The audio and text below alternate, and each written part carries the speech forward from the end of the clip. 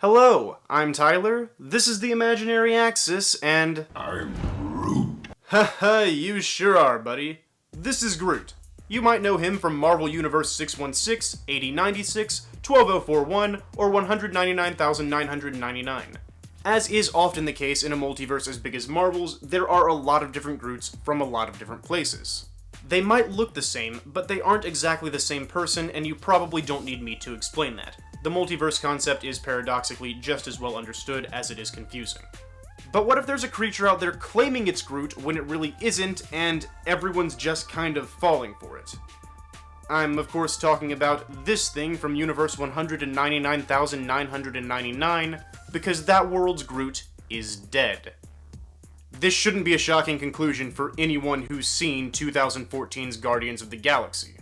At the climax of the film, Groot and his friends are in deep trouble. They're trapped in a starship that has taken heavy damages and lost control. It's about to crash into Xandar in a fiery blaze of glory, so in order to save his teammates, Groot grows a protective wooden shell around everybody and takes the brunt of the ensuing wreck himself. This all but annihilates him. His friends and the audience are in tears. But fortunately for all you Groot fans, Rocket Raccoon actually manages to salvage a small cutting from his friend's body, and since Groot is a Flora Colossus, some dirt and water has him growing again in no time.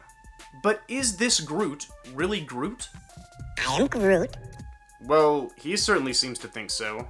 But I have a counter proposal. Groot died during the climax of the first movie, and this little creature, cute though he may be, is a different life form entirely. You are not Groot. Now I know that might be hard to take in, but let's look at the evidence.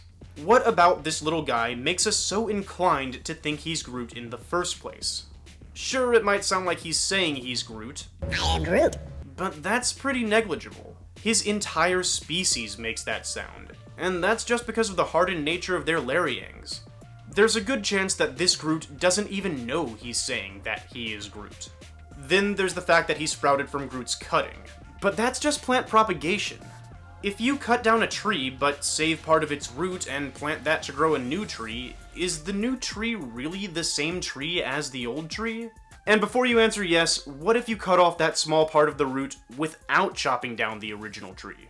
Are these two trees now the same tree? There's certainly a bit of wiggle room here, so why don't we measure Groot scientifically? In order to determine the relationship between these two Groots, if there is one at all, we'll narrow them both down to what makes them themselves and compare the two. Cells. And the atoms that make up the cells. As you can see, there's really no comparison here. Groot A has far more cells and atoms than Groot B, they are undoubtedly different cells and atoms, at least for the most part, and they are arranged very differently. Sure, you have the right to say no duh. We saw the Guardians leave most of Groot's old cells and atoms back on Xandar, and plenty of them died or separated during the explosion, so we wouldn't expect Groot B to be made of the same stuff as Groot A. But what else is Groot? If you aren't your cells and atoms, then what are you? After all, if we take all your cells and atoms away, you aren't a thing anymore. And the same should go for Groot, right? In all likelihood, Groot B has the exact same number of Groot A's atoms as Rocket Raccoon does. None. So if we acknowledge Rocket as a different creature than Groot, shouldn't we also acknowledge this thing as a different creature than Groot? Maybe. The truth is, as honest as these claims may be, they're only likely to attract the strictest and most skeptical of empiricists. True, Groot A may have a completely different body than Groot B, but that does not fully prove that they are different people. After all, 98% of your atoms will be lost and replaced within a year. And since I started this sentence, between 6 and 18 million of your cells have died and been replaced. You probably look nothing like you did originally, and for all practical purposes, you don't have the same body either. Physically, you're in the exact same situation as Groot, with one exception. Your body did this over time, and his body did it almost instantly. Something about that bothers us. As humans, we feel more comfortable claiming that something is the same thing it's always been when its parts are gradually altered or replaced over time, rather than just overhauled in one moment. In both scenarios, either object in question retains the same number of original components, 0. But that doesn't matter to us near as much if it's the result of a slow, progressive process. Why? Because we ourselves have experienced that slow, progressive process. You know from living your own life that there's more to it than just a body. There's something unmeasurable and almost unexplainable about it. A long, life-spanning consciousness of thought. This is you. You know from experience that it will stick around if your body changes gradually, but you've also learned that sudden, drastic changes will cause it to leave. That's why Groot's accident really causes us to question whatever this thing is. This should be death, so this can't be Groot. But again, there's a catch. Your brain is smart, and even though it understands the basic rules of survival from its own experiences, it's willing to listen to exceptions and logic. When Deadpool dies and returns, your brain is okay with that. When Wolverine dies and returns, your brain is okay with that. Even when Superman dies and returns, your brain is okay with that. Because it witnesses the event, processes the data, and marks each situation down as an exception to the rules that have been established. There's something different about Groot, though. Even if you haven't personally questioned the difference between this Groot and that Groot, plenty of fans have. Why? It goes back to those steps I described in the brain.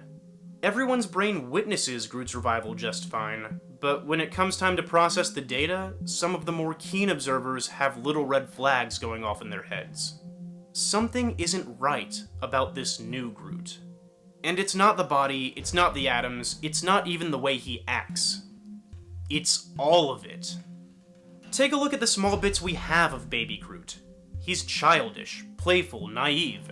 There's a certain lack of knowledge about him. Here are a few quotes we have from the production team. Does he have Groot's memories? No.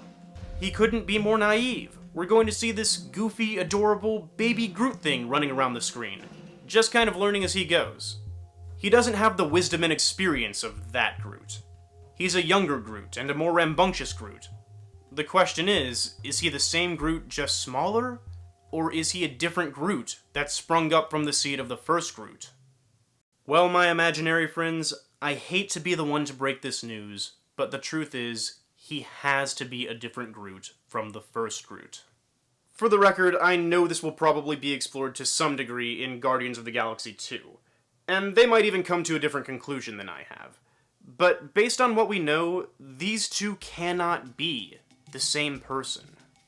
How could they be? They're different on the outside, different on the inside. Groot's entire consciousness, that never-ending thing that we acknowledge as ourselves to count the conflict of a changing body as irrelevant, has experienced a clear break. And the new body has been filled with a completely different consciousness. Different personality, different memories, different experiences, different Groot.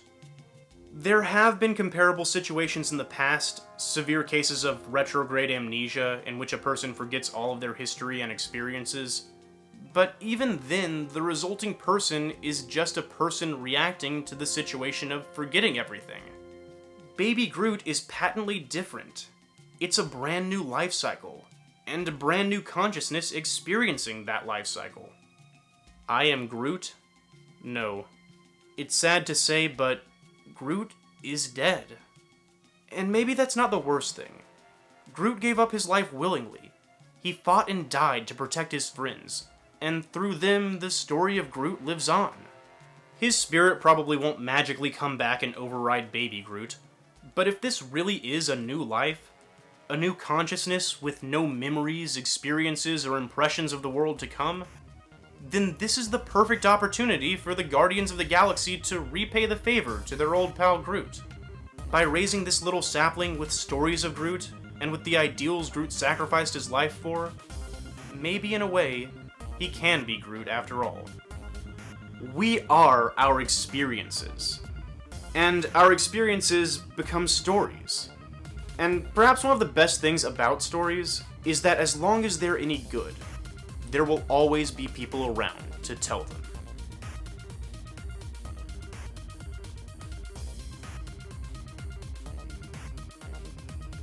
Hello everybody, Tyler again. Thank you for watching my video. I really hope you enjoyed it, and welcome to my new in-card segment. It's still a work in progress. But since you're here, you should check out my Facebook or Twitter if you get a chance. I also have some great artists who have helped me work on my channel banner and my logo in the description below. I will now politely ask you to subscribe and check out some related videos in the native Flora Colossus tongue. I am Groot. But more importantly than any of that, be sure to have a great day.